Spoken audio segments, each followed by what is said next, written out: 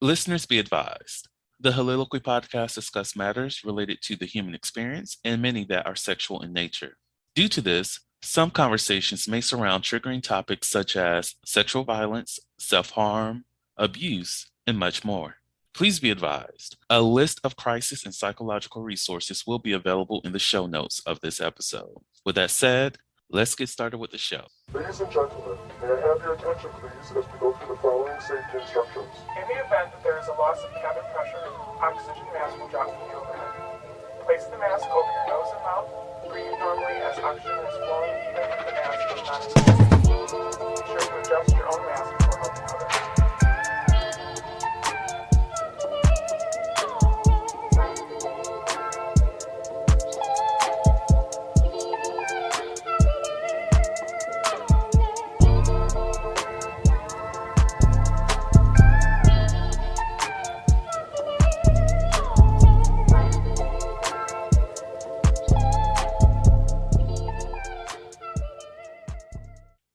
Hello, everyone. Welcome to the Soliloquy podcast, where we step out and speak on sexuality. This is your favorite host, Vernon T. Scott, also known as Slater Jackson, and for you freaking motherfuckers out there, Sebastian Adams.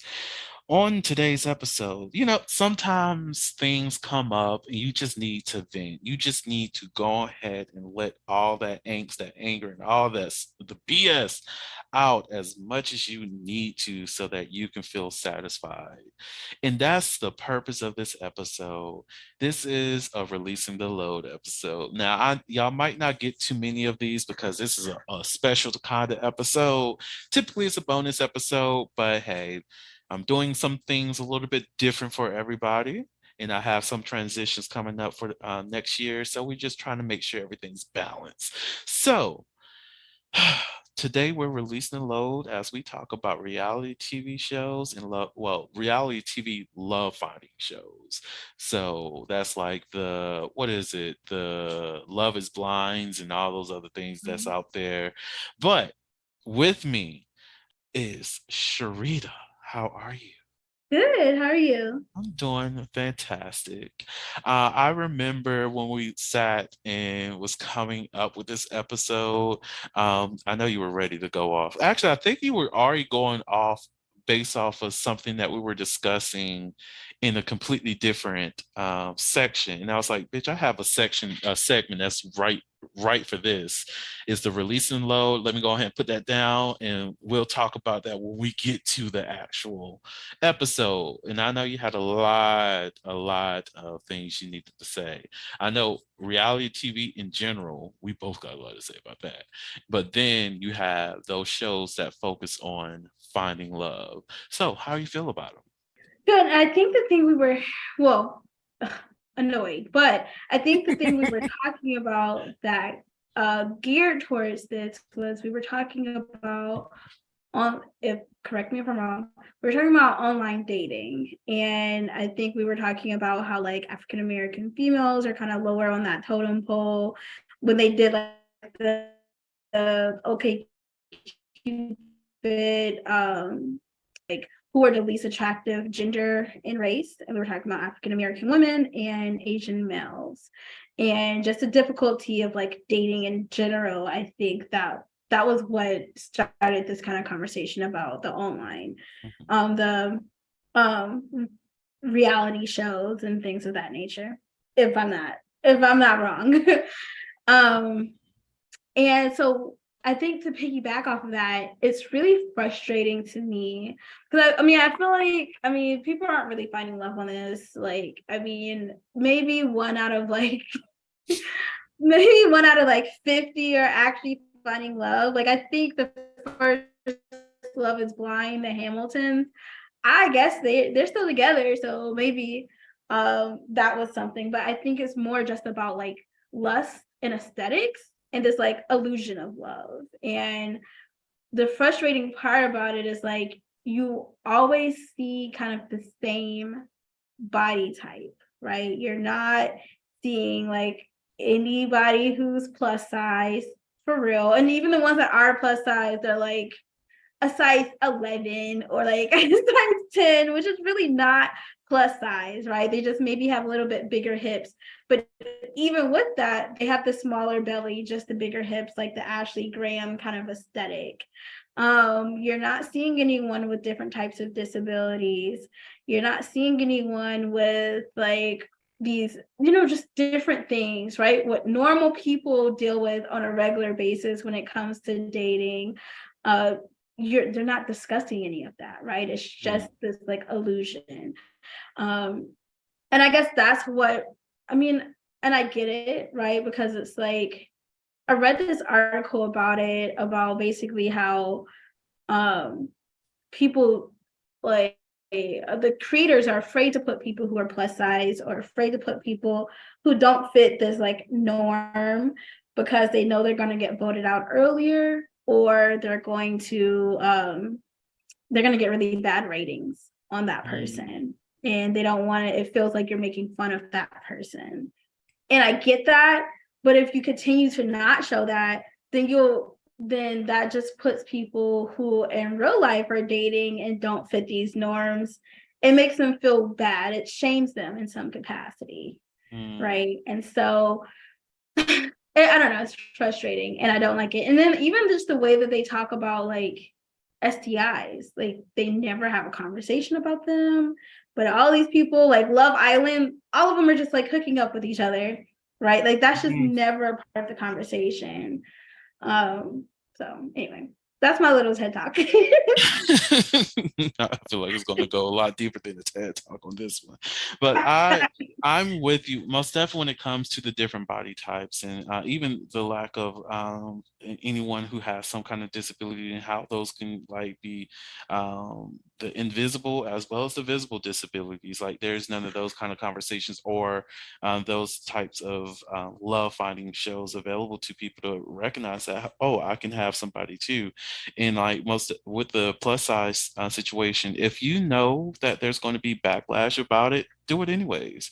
This is a great time to have those conversations to highlight whenever someone is being prejudicial towards somebody because of their body size and portraying fat phobia or whatever else you want to label it as in terms of being against plus size people.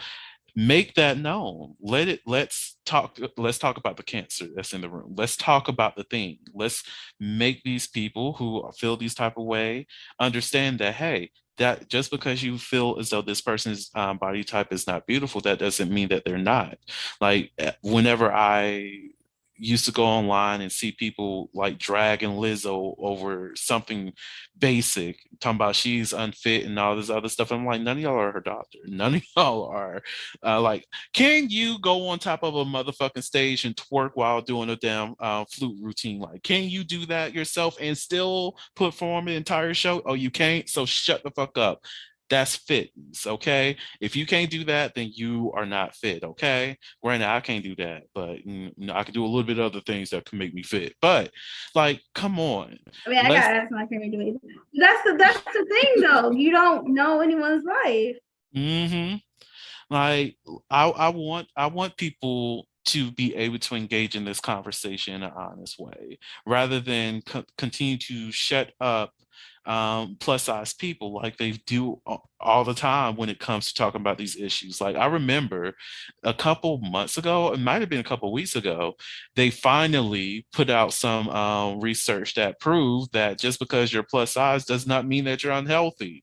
Like now we want to talk about this, but at the same time, you're not having anybody coming on to like broader media, like doing a media run to educate people of this information, to acknowledge that BMI does not really mean anything, like to actually talk about the difference between like if you are happen to be obese, that is you have to be person specific to understand exactly how healthy this person is. Like we're not having those conversations, but yeah, the report was done. That's great and all, but let's start the conversations. Let's start having these conversations.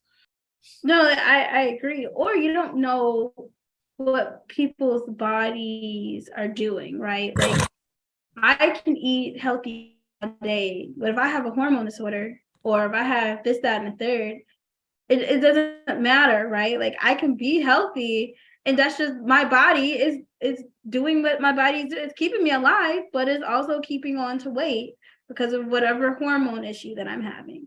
So you can't make this assumption just because, oh well, like Lizzo, well, that's the one that we talk about the most, but she's a vegetarian. You see her eating healthy on most of her TikToks. Obviously, she's fit, she works out, et cetera, et cetera, et cetera. But her body is a bigger body. And you can't just look at her and be like, oh, well, she's just lying on TikTok about what she eats. She actually, I'm sure she eats hamburgers and all this other stuff. And you're just like, how do you make this assumption about somebody you don't know anything about? Yet, you know, so-and-so who's skinny as heck eats nothing but McDonald's, and you're not looking at them that same way that you're looking at her with this same kind of disdain, right?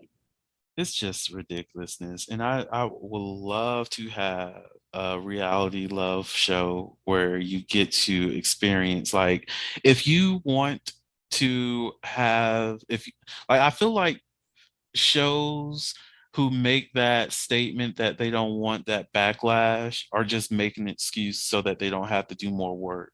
Because if you really wanted to show that people can love differently abled people as well as people of different sizes, you can curate that space. You can create that. You can talk to a variety of different people and see what they're attracted to, what they're open to, what their prejudices are, what their preferences are, and build a show to go off of that and show that, oh, look, we have a bunch of people. We have a lot of people who like this body type, that body type, or what have you.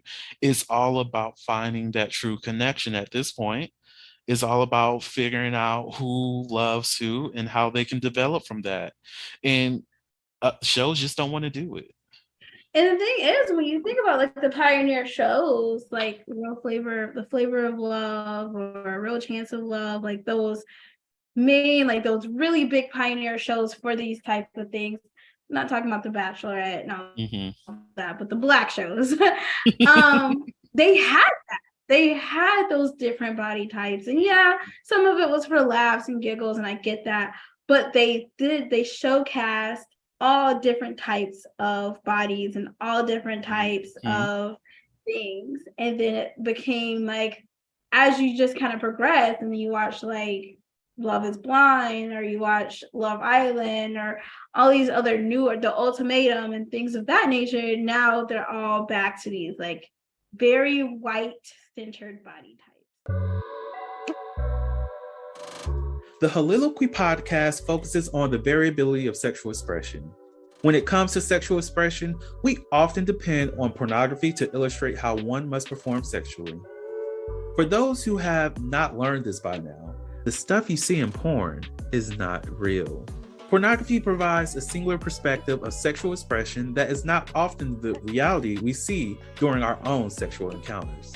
The Soliloquy podcast is a conversation that takes you outside of the compressed box of what many know about sex. Some of the topics we discuss includes kinks, condom usage, status disclosure, and past sexual experiences. The Soliloquy podcast steps out on sexual norms and recognizes that the norm is not the only normal. Subscribe today and join the conversation. As you just kind of progress, and then you watch like Love is Blind, or you watch Love Island, or all these other newer, The Ultimatum and things of that nature. Now they're all back to these like very white centered body types. That's really what I get from it. Very white centered. Oh, I'm glad that you made that comparison, because oh my God, the people on Flavor of Love, I remember seeing the diversity there, and I'm like, all of these women are beautiful. They are gorgeous women, regardless of what their body size is. You can have very bony women to very thick and voluptuous and fat, I guess, women, and all of them are so fucking beautiful in their own way, but they're beautiful still, regardless. And I love to see that. And now, whenever I look at a TV like with Flavor of Love specifically, the love was seemed very attainable. It seems like somebody I Mhm. see whenever I go to the grocery store, someone that I see when I go outside, someone that I might see when I go to the club or what have you. Now these shows are just nothing but fantasy. Like, I'm not going to see anybody that's on this show out in public. I get that, yeah, they lived in these areas like Chicago, Atlanta, wherever they recruit these people from. That's great and all, but I'm not seeing these people on a regular basis. Yeah, I know some fine ass people that's in this city that I'm in, but at the same time, no, they're not living this luxurious like lifestyle in the sense that, oh, I'm an engineer, I'm this, that, and the third, I'm a social media influencer and all these other things. I have the six pack, I have my life together, I all these things. No, what I see is regular motherfuckers. And what I see on the TV, on Love is Blind and all these other shows, they're good to look at, but they're also unattainable because of now that they have this show on their shoulders, on their backs. Now they are going to have this ego about them too, and I'm like, I'm not even going to engage with it, even if I see them in public. Why bother? Like, I want people that look as though, even if they are like, they look like they can be on the cast. I want somebody who has that mellow mindset about themselves, who know that they're beautiful, who knows that they still have work that they have to do on themselves. Like, that's attainable. But what you see on these shows and how they curate their stories and all this other stuff, I don't want those things. And I think a lot of people fool themselves in believing that, oh, there's a potential for me to have something just like that whenever I go outside, because they popularize that. Like, well, how many people you know that's trying to build their social media presence and they're struggling like hell? Like, Right. what are we doing? And the thing is, like, a lot of these people, like, you actually listen to their like intros and stuff. I haven't listened to any recent ones, but the ones that it's like, y'all didn't struggle dating. Why are you on the show? It's not like you struggle to date.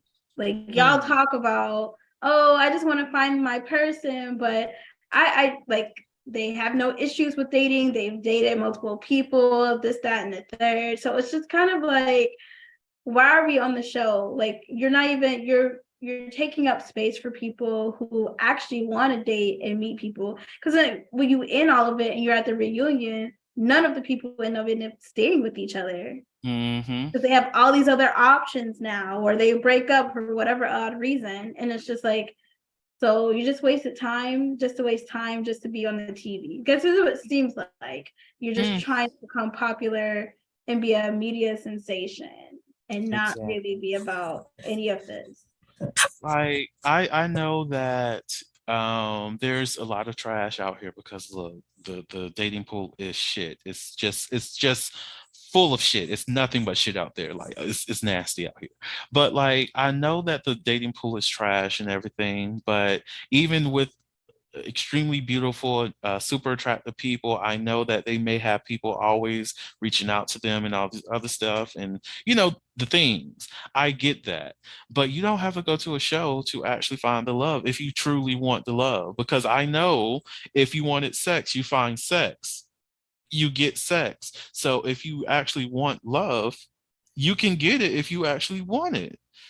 Give this opportunity for people who, like, I would love for the shows to actually look for those people who are not just trying to be the next sensation, not trying to be out here to like increase their following or their notoriety by being on this dating show. And I will say, in the fairness of Love is Blind, I don't necessarily get that many of the people on there are on there to get notoriety. However, there are those who are.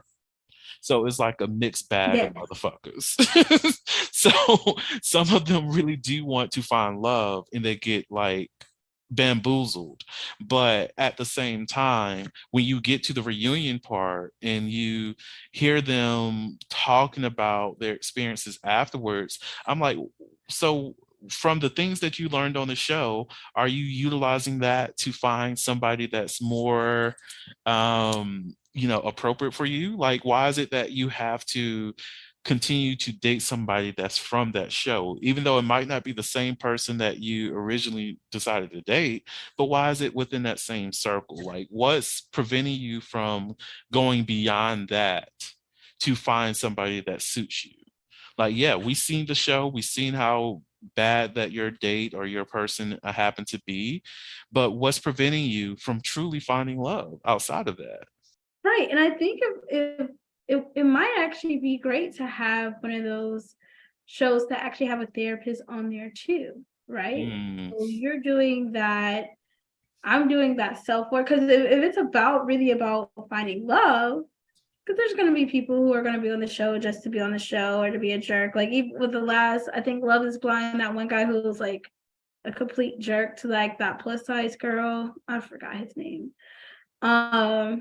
But there are some people who are on there to actually find love. And if that's the case, when it comes to finding love, you want to be really self-aware with yourself, learning things that you need to work on. So wouldn't it behoove them to have maybe a therapist there and work through some of that mm, stuff too while trying to find love? I would That's love what to see normal that. people are doing.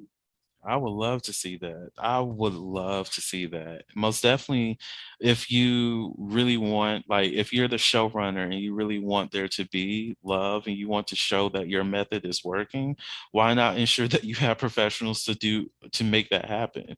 Because I don't get why they get to a point, most definitely within that show, where they're almost at their wedding and they haven't had marriage counseling. Like, that's not making sense to me. Yeah. Like, none at all. And I feel like in some states you have to have marriage counseling just so you can get married. So what are we doing? Like, Yeah, and I think also being mindful of the therapist that you're talking to for marriage counseling mm, too. So that plays a big part. it does. It does. Oh God. I I I truly, I don't know. I can't say I get triggered watching those shows, but I truly do worry about those people very often whenever I am engaging in that kind of content, because I'm just like, one, I do hope that they find happiness. I really want that for every single person on there, but it's just in the back of my head, I always question their intentions, and I hate that because the reality TV space has become so phony. Most definitely when it comes to these dating shows, that it's just like, what's the purpose? Like, I think of that show, Too Hot to Handle. It's hilarious to watch in a way. Mhm. It's a show of extremely attractive people. That's how they market it, actually. Extremely attractive people being trapped on an island, being forced not to touch each other. So I think that's too hot to yeah, something like that. But yeah, with that show, they have some people on the island, they're beautiful and all this other stuff. And by forcing them not to engage in sexual acts, even kissing, they hope to bridge like connections with each other to like actually develop some kind of romantic relationship. But I'm also like, that's a interesting take, but is not giving healthy relationship at the end of the day, because in a way it's like we're forcing people to fall in love and seeing if it will last and seeing if it's actually true love. And I know they might have been told something like they know exactly what show they're going on, because again, this TV shit is very phony. So I don't know what those conversations are Oh, on the other side, but it's like if I'm told that I'm going to an island of extremely beautiful people to fuck them throughout the entire time, I'm fucking on the first night. I'm going to be having sex as soon as we get there. It's not where we're going to wait until tonight when the sun goes down and all this other stuff to like get shit started up. No, I'm already here. I see that you're beautiful. I find you attractive. And what's up? You find me cute? Let's go to the bathroom. Let's go to the bedroom. Bitch, we're fucking. Like that's what we're doing. And once we're done and we see somebody else that's attractive too, we can have a threesome. We can have a foursome. We can have a whole ass orgy. Because look, what we're not going to do is that like we're not going to be fucking here. Like, so like it just gives so much phoniness to me. Like they get surprised that they're on this show and all this other shit, and it's just like I don't know. yeah, it's really a lot more, it seems to me, for the dramatics. Like these are all I look at it now when I see dating shows like this, and I'm like, y'all are all actors playing a part in a show. Like it's Mm-mm. not y'all are looking for love, or whatever it is. We're actors. We have to play this part. Producers may have already told, because y'all gotta be crazy if y'all think that the producers are not telling them stuff behind the scenes on like, Mm. oh, maybe you should do this a little bit more, or so and so said this about you. You know what I'm saying? Like you're being pushed to act on a scene, and that's really what it is. Mm. Oh, that reminds me of that season 4 of what was it? Oh, what's that show? Was it season 4? Dear White People, because they portrayed Coco on that television show, and how they were like speaking like double speaking behind the scenes to make them her and Muffy go after each other. But yeah, I Mhm. see like a lot of that happening in a lot of these reality TV shows because otherwise it's like it's ridiculousness. Like, And I get it, like y'all feel like it will be too boring if it was all really about love. So I mean I could get that to an extent, but we it's straight to me, it feels like it's straight too far away from its core that it's like, is this even a love show? mhm. You know? Yeah, and I know because the marketing ploy is drama. I get that. But people always make that argument that, oh, people love drama, so we have to push drama. No, people consume the content that they want to consume. You can have a show without all this romantic drama shit, like all this fiery arguments and all this other stuff. You can have a great show without that, and it still bring you revenue. You just have to choose to do that. You can change whatever narrative you want within the dating sphere if you choose to do so.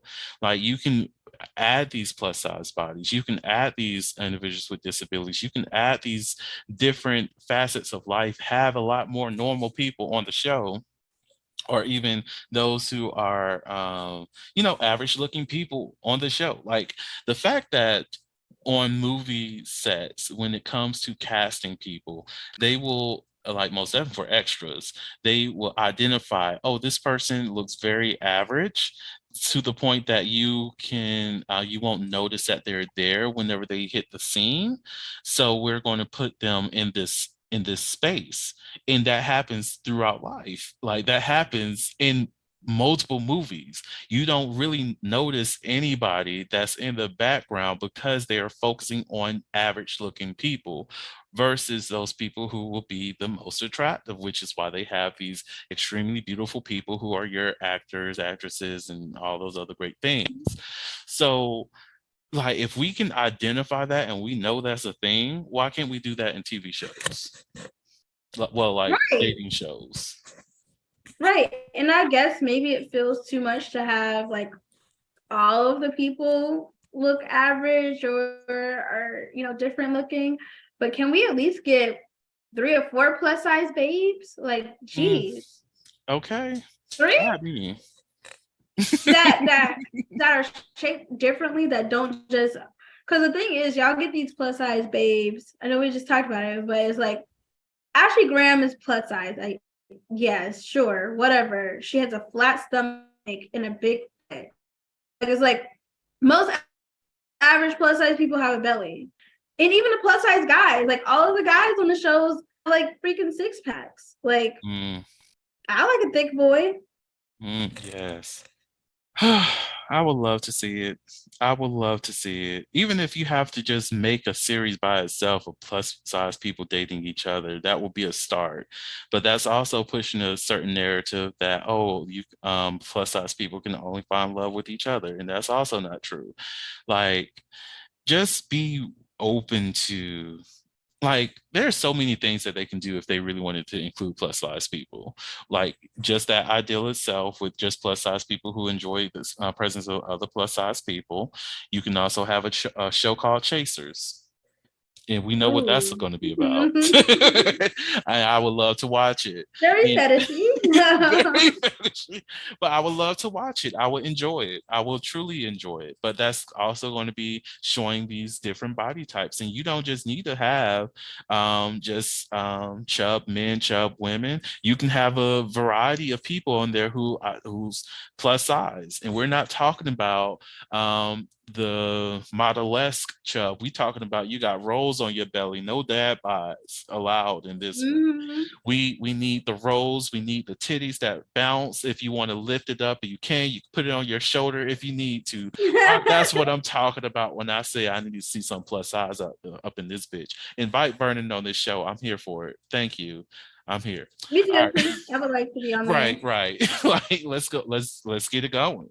Like, the show that you can still be sexy. Like, I loved, even though this is not a reality TV show, well, love show, that season of what was it? I think it was season 2 of Legendary, when they had Tonka on there, and they were just out here doing the category body. And I was like, I love that for you, because one, you are gorgeous, you are beautiful, and I love your thickness. Yes, you better do this for the big guys, the big gals, the big girls. Okay, you better do it for us all. And I love to see it. And it's like these kind of spaces help other people feel like they can be sexy too. Like, you don't have to just be like, well, not only feel sexy, but feel loved. And by not allowing plus size people, people with disability into these spaces of finding love, and validating their type of love, you're perpetually you're sending that message that they're not worthy on a regular basis. Right. Because like outside of the dating shows, like even on regular TV shows, there's still not enough representation of plus size. And even the ones that are on that have plus size is still like the same trope. Mm-hmm. And I love Insecure. It's a great show.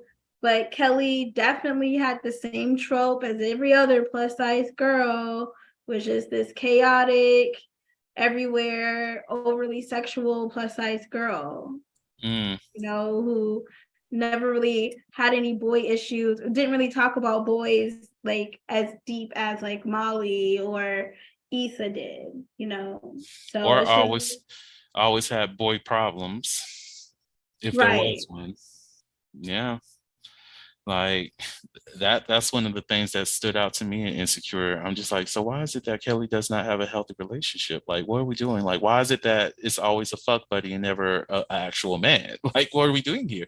Granted, I love Kelly as a character, because Kelly and me, like, we spoke a language, and I was like, bitch, yes, I'm with you on all things. But at the same time, when it came to romance, Kelly's what is it, forever a bridesmaid, never the bride? Is that the saying? Right. That's essentially Mm-hmm. what was going on with Kelly, and I was like, why are we doing this? Like, why can Kelly not be in a actual sustainable relationship? And I still want to know the drama between Kelly and Issa's brother. Like, that's unresolved issue, and I'm starting to feel a trauma Yeah, I was response. We need to go. confused. We need. Yeah. It's trauma at this point. I can't get that out of my head. Insecurity caused my PTSD. I need to know this so I can heal. Okay, Issa, answer these questions. What's the beef about? But Right. anyways, but yeah, like It's on Netflix now. it Finally. is. Yeah. Oh shit! I rewatch. I love to give Issa her coins, so Right. I've been with Issa since YouTube, so right, like, but yeah, that trope is. It's tired. It is really tired. Love Natasha Rothwell. I truly do because gorgeous, gorgeous. gorgeous. And she played the role so very well. And I know she was also writing for Kelly too. Yeah, I think the last season she wrote a couple episodes. Mhm. But it's like, can we get some happiness in plus size people's lives, please?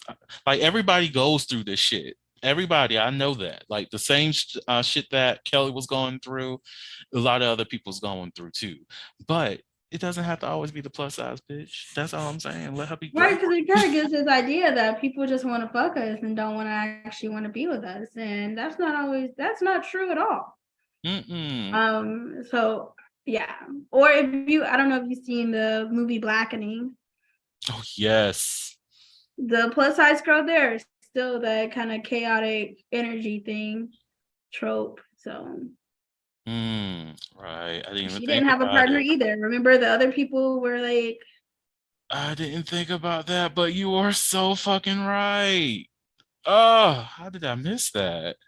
Wow, yeah. Yeah. Everybody was there, pretty much had a boo thing. Well, of course, one old dude, the one who had the attitude, which I love, but that's another thing. Why did the gay man have to just be the one with all the attitude and also the voice of reason within all the shit? Because, right. heterosexuals. But which I think they did make a play on. But like, why? She should have had her man there. Like, again.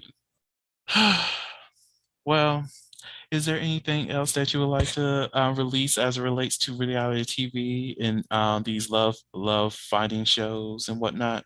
I don't have anything. Yeah, no, I don't have anything else to say about it. I think we said quite a bit about it. Add more plus size girlies, okay? Yes, yes. Yes. Look, anybody who's out there listening to this episode and they have other things that they want to rant about as it relates to this topic, go ahead and put that in the comments. Put that wherever you find this podcast, and it gives you the opportunity to comment. Add that shit. I will read it if I can. And also give this podcast 5 stars and rate it. Don't mention anything about this episode in that ratings. Just say that you love the show. That's all you need to do. Thank you so much. I love y'all. But Sharita, thank you so much for coming on the show. Well, thank you for inviting me. Of course. Is there anything else that you would like to share unrelated to what we talked about? No, that's it. That's it. Well, to the audience out there, thank you all so much for listening to the Holiloquy podcast, where we step out and speak on sexuality. And just in case no one else told you this today, you are beautiful, you are worthy of happiness and joy, you are enough and then some. You may not live up to the expectations of others, but that is okay. You are only required to walk in your own shoes. May each day you live lead you towards abundance. With that said, love you all and see you next episode. Bye. Bye. Thank you for listening to the Holiloquy podcast, where we step out and speak on sexuality. You can subscribe to the podcast through your favorite podcasting app and find us on the web at www.holiloquy.com. That's www.HEAUXLILOQUY.com. Share the podcast with your friends and join the conversation.